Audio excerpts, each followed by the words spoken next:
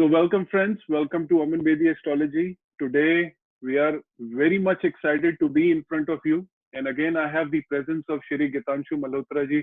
Welcome back, Bhaiya. How are you? Thank you. Pranam to everybody. A big thank you to everybody. My father is much better now. Thank you for all the prayers, your wishes. Thank you, really. Pranam to everybody. Thank you, Bhaiya. And yes, many times people have asked specifically about your father, and it's really good to know that he's doing well now. And Yes. I Thank also you. want to, ji Bhaiya, and I also want to tell the audience today we have mutually decided to start a new series because I was telling Bhaiya even before the recording that many people who were getting interested into Jyotisha, into astrology, they often ask me that we would love to know about astrology, but before we do that, we would love to know the basic definition and the importance of each graha, of each energy. So I thought it was a very good initiative. Let's make it a series. So we took the initiative of making a series today, starting with Lord Sun. So Bhaiya, I would love to know that what is the importance of Surya Maharaj? What is the importance of Lord Sun in our life or in Jyotisha? And why it holds the Mool Trikon sign of Leo, as we all know. So we would love to take your insights on that. Okay, this is something excellent that you are starting upon Ji, because most of the people treat sun in a very, how do I say, in a very concise manner. ji, What sun ji, actually is. ji. Surya, for everybody. Here, before starting, I would like to quote a small Sanskrit proverb that says, Yat Pinde Tat Brahmande. Ji, ji, It ji. says, whatever is there in the universe is inside the pind meaning the body. And whatever is happening in the body, it's happening outside in the universe, in the entire Brahmand, in the entire cosmos. Right, right. For us people living on the earth, the cosmos could be billions and billions and trillions of miles. Right. But for us, people living on the earth, the cosmos is one energy center, Right. which holds the entire planets together. The magnetic pull is so strong. Right. That is called the Surya outside. In Vedic astrology, everything is divided on two platforms, living and non-living. Ji, ji. Living part represents your living aspect of life, like Surya represents your father. Ji, Non-living aspect may define your name, fame. ji, In Vedic astrology, earthly things are very less important ji, ji, because sun represents your soul also. ji. It represents your internal courage also. Right. It represents your heart. It represents your bones. Ji, When the things are categorized between living and non-living, the living becomes more important. right. Like I said, Surya represents the name and fame. In Vedic astrology, this may be given less importance. Ji, What are your karmas? If your karmas are towards the earthy side, name, fame, ji, that takes away the glory of the soul. ji. When we will be talking about all the planets, we'll be generally talking about in this aspect. Right, right, right. So coming back to sun, the most important thing about the sun to understand is it is life giver for our universe. Absolutely. On earth, there is life because of Surya. Ji, In your body, the Surya represents the soul likewise. This pind or this body has got a energy center. That is why it is alive. ji. That life is governed by Surya. Surya. Likewise, this body is been given by the father, nourished by the mother. Ji, Hence, Surya represents your father. We will start off from the very lowest or the basic level of understanding, may take it to the higher levels of consciousness. So for students, one needs to understand, if the sun is powerful, the journey of the soul is towards the ascending path. Your soul is strong enough to give you the courage, to give you the balance of life, to give you the understanding that how to operate your or conduct yourself on this earth. That is why the attachment of sun to name and fame. Here in Vedic astrology, debilitation does not mean the weakness of a planet, and exaltation does not mean strength of the planet. So hence, because of this segment, a lot of people will write back to us that my sun is placed in such and such manner. What should be mine? Another important point, in Vedic astrology, one planet may not decide the entire fate of the planet. In Vedic astrology, environment holds an higher importance to single planet or combinations. Like, let's say Aman. Aman Bedi is a son to his father, mother, is a husband to his wife, is a father to his children, is a friend to his friends, brother to other people born or younger co-borns or elder co-borns. This Aman is one, but as and when his environment changes, his relationship with people change. Absolutely. So is the planet. Sun being debilitated is not responsible for being weak. Sun being exalted or placed in the Aries Rashi is not supposed to be that strong.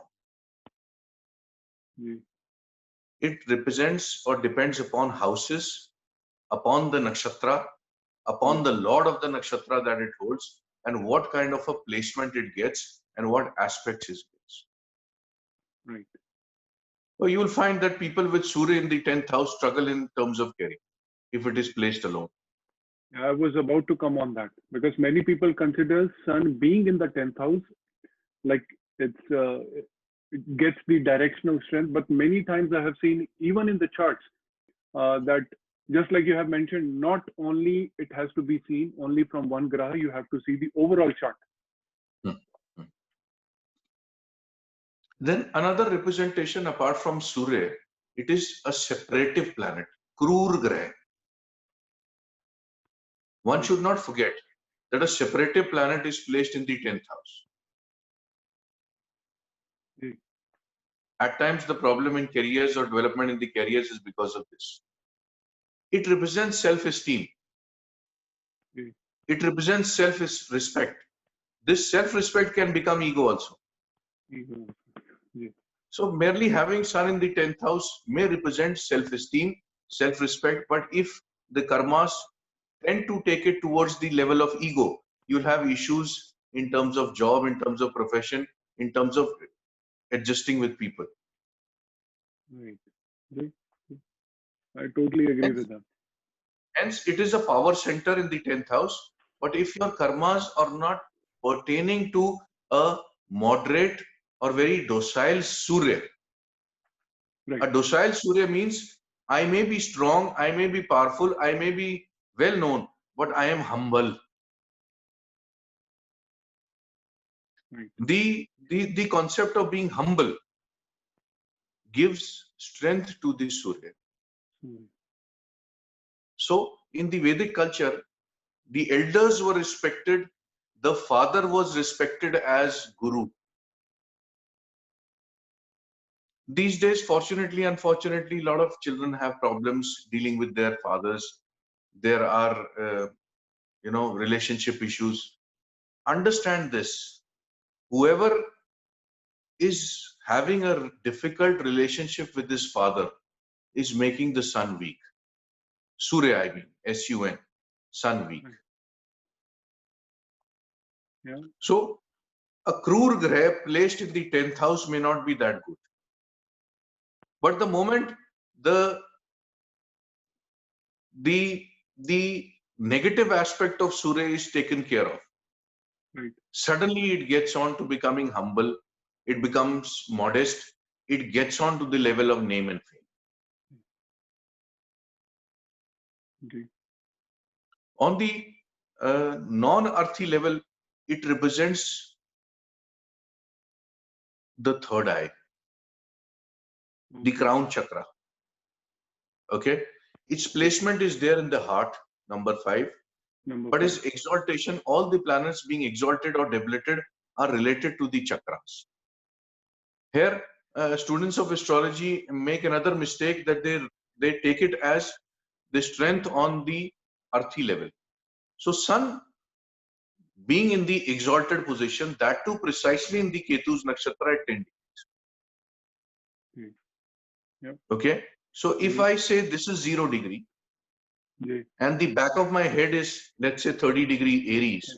Angle. J. So this will come somewhere in the center here, where Right. the Brahmins keep The choti. small. Yes. J. J. So if I cross it from here and here, there are major glands where Sun gets exalted exactly at 10. So interesting. This represents the chakras, the energy center, that the soul can be elevated to the level of the third eye Okay. in this birth. It is not that for other people it will not happen. But for people with Surya exalted, have the power to take the level of consciousness to the third eye and beyond. Their effort may be less. Let us say people with Sun depleted in number 7. Okay. Number 7 is the procreation center. J. J. You will find these people with a lot of name fame, lot of well-placed friends. J. They are always surrounded by a lot of friends. I have personally seen a lot of IPS Sun in Libra, actually, not the other way around. Not the other way around. You will not find them. You will find that Sun with exalted have very less friends. Because the journey of the soul has already been through number 7. They have seen that. Right. It is coming towards the upper centers of the chakras or the consciousness. So like it is said in the Shastras that people with Sun exalted will have a lot of name, fame, power, kingly attitude. You will find that this may not be very true. They may have less friends. They are more internalized because the levels of consciousness are more internal.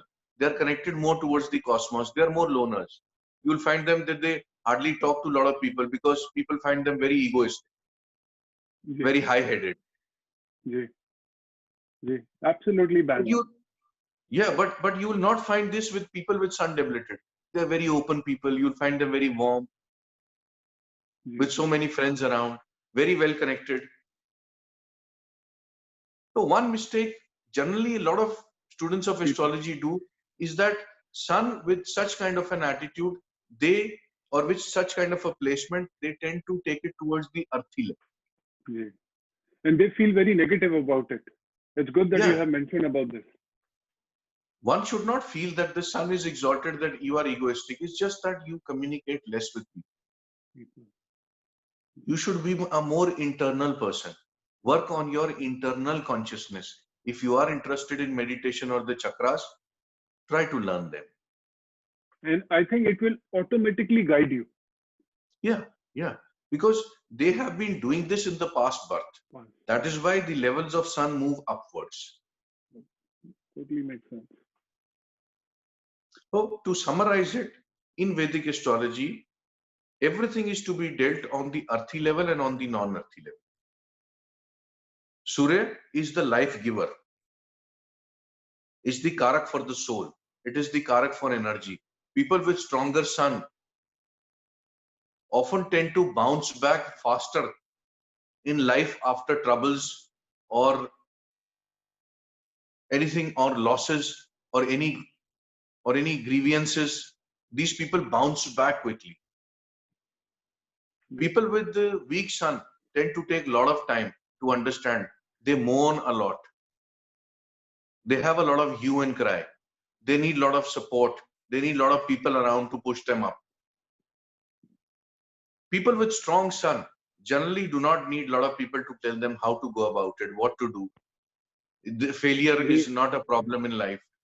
You will find them seldom falling into, depression. If the bouts of depression are still there, they'll be very partial. They'll be very, very, very less, very, very short. They are always source of energy. Another representation, even if you do not do astrology, is your attunement with the cosmos is very high. If your body wakes you up at 4 o'clock, 5 o'clock in the morning, understand that your sun is trying to communicate with you. Okay. Some people have this tendency that they wake up for unknown reasons at about 4 o'clock in the morning, 4:30 in the morning.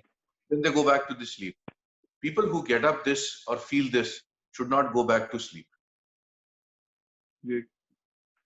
Their chakras are trying to tell them something. So looking at a lifestyle, one can make out whether this person is stronger in Surya or weak in Surya. So the energy that you represent is also Surya. Now coming to one of the concepts that Vedic astrology also forces a lot. Since it believes a lot in karmas, people with weak Surya can make the Surya strong. Okay. Everybody can, for every planet, they can take it to the higher levels and make them strong. First thing to understand is I have to have a lifestyle that is oriented towards sun. Second is the breathing technique that makes my Surya strong. Third is the level of food that I have. Sun is a Krur Graha. People who eat very fast, very quickly, tend to make their sun more aggressive. Okay? People with a lot of anger. Stomach also. Sorry? Fifth house is the house for stomach also. So it's very good point you have mentioned here. Yes. So you see, what happens, Aman, is to make a planet strong, you generally do not have to go through its nature. So sun is a very, very fiery planet. Doing a lot of things in the fiery environment will not make a sun strong. The Vedic astrology talks about the strongest planets as being the balanced planets. Right. So you find sun in Scorpio, in the element of water, having more friends than sun in the element of fire, even in exaltation, that is in Aries. And I think that exactly it is right now. Sun is transiting through Scorpio Rashi. So yeah, well said, Bhaiya. But I would love to know, you have touched upon the father part, the government part. Many times, Bhaiya, I have seen people having sun in the Saturn Rashi, they have more disturbances with the father and the father figure or the government as compared to sun in the Libra. What is your opinion on that? You see, there is another rule about astrology is the signs represent the houses at times. The houses represent the sign. The first part that I talk about, the house, the sign represents the houses, can be read about in the Vedic texts. Okay. And the houses represent the sign.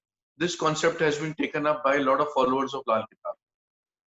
Panditji, who wrote about Lal Kitab, talks about this concept that the houses represent the signs. So generally, it's not about the sun being in the 10th Rashi or Capricorn. It's about sun being in Uttarayan. Uttarayan is one of the most powerful positions of Surya when it comes to the earthy aspects of it. So sun in exaltation can talk about the consciousness or the soul. Sun in Uttarayan, we call it Makar Sankranti. Makar Sankranti. This is represented in every religion, in every Ji. older religion. This day was celebrated with a lot of fanfare. Ji. You know, we are both Punjabis. We know what Makar Sankranti holds for us. Absolutely. Ji. But if you find that there are a lot of, in Bengalis, that same day is a big festival.